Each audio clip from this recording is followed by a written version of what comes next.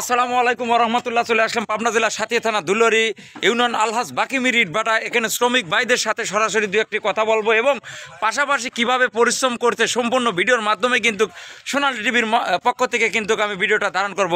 আসসালামু আলাইকুম ভাই, কেমন আছেন? ওয়ালাইকুম আসসালাম ভাই, ভালো আছি রহমতুল্লাহি বারাকাতুহু। দিন কেমন কাটছে ভাই? কাজটা কিরকম লাগছে একটু বলুন ভাই কাজের ক্ষেত্রে তো ভালোই লাগে, কিন্তু ভাই আমরা সারাদিন পরিশ্রম করে হাড় ভাঙা পরিশ্রম করে 500 টাকা রোজ পাই ভাই।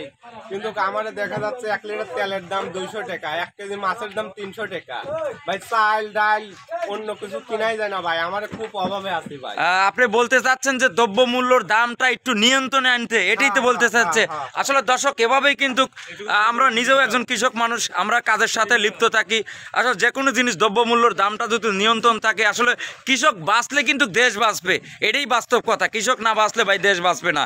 এটাই কিন্তু শ্রমিক ভাই তার মানে তার ভিতরের কষ্টগুলি কিন্তু তুলে ধরতেছে ভাই। তাহলে আপনার আর কি কষ্ট আছে ভাই? ভাই আমার কষ্ট হলো ভাই, বাংলাদেশে একটা ভালো সরকার আমরা এটাই আশা করি, যাতে আমার মতন গরিব মানুষের পাশে থাকে ভাই। মানে গরিবের সরকার, হ্যাঁ গরিবের সব জিনিসের দাম নিয়ন্ত্রণে থাকবে। অসংখ্য ধন্যবাদ। সামনে আসলে অনেক নতুন সরকার আসতেছে, আপনারা জানেন। ইনশাল্লাহ এইটু সবাই যাতে করে, কারণ দ্রব্যমূল্যর দাম আসলে সবাই নিয়ন্ত্রণের বাইরে থাকা ঠিক না। এটা ঠিক আছে, আরো বাড়ায়, কিন্তু আমার কামলার দাম বাড়াবে। কামলার দাম বাড়াতে চাচ্ছেন? কামলার দাম বাড়াবে। চাউলের বাজারটা সম্পর্কে কিছু বললেন না ভাই? চাউলের দামটা 300 টাকা না ভাই বললেই তো একদম। চাউল মনে করেন যে 250 করে চাউল কিনে দিন, ওই দিন নিয়ে যায়, দিন খাই। একদিন কাজ কামাই গেলে মনে করেন পরের দিন খাওয়ার মতো কোনো ব্যবস্থা ছিলাম। আসলে কি, আসলে কষ্টের কথা কি বলবো, কারণ কষ্টের কথা শুনলে নিজেরাই খুবই কষ্ট লাগে। কারণ 1 লিটার সয়াবিন তেল 200 টাকা মূল্য। কিছুদিন আগেই কিন্তু 1 কেজি আলু খাইছে 80 টাকা কেজি। এখন আলুর দামটা, সবজির দামটা অনেকটাই কম। তারপরে কিন্তু কৃষক এর কিছু ক্ষেত্রে কিন্তু দাম পাচ্ছে না। এ পর্যায়ে কিন্তু আমার আর এক ভাইয়ের সাথে দু একটি কথা বলবো। আসসালামু আলাইকুম ভাই। ওয়ালাইকুম আসসালাম ভাই, এই যে দ্রব্যমূল্যের কথা বলতেছে শ্রমিক ভাইরা, আপনার কোনো? আসলে ভাই দ্রব্যমূল্যের দামটা আসলে আমাদের মতো মানুষের কাছ থেকে থাকালের বাইরে বাইরে চাউলের বাজারটা একটু কম থাকে।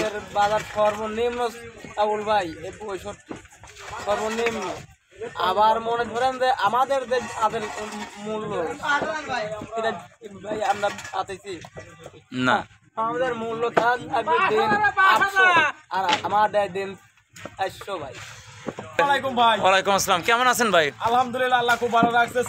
সিলেটের কিছু আমি প্রশ্ন করতে চাই। হ্যাঁ, বলেন। সিলেটে যে আমরা ধান কাটতে যাই, গাড়ি তো আগে গাড়ি ভাড়াটা দিয়ে দিত, আর এখন তো তা গাড়ি ভাড়া দেয় না। আমরা ধান কাটতে কিভাবে যাবো সিলেট?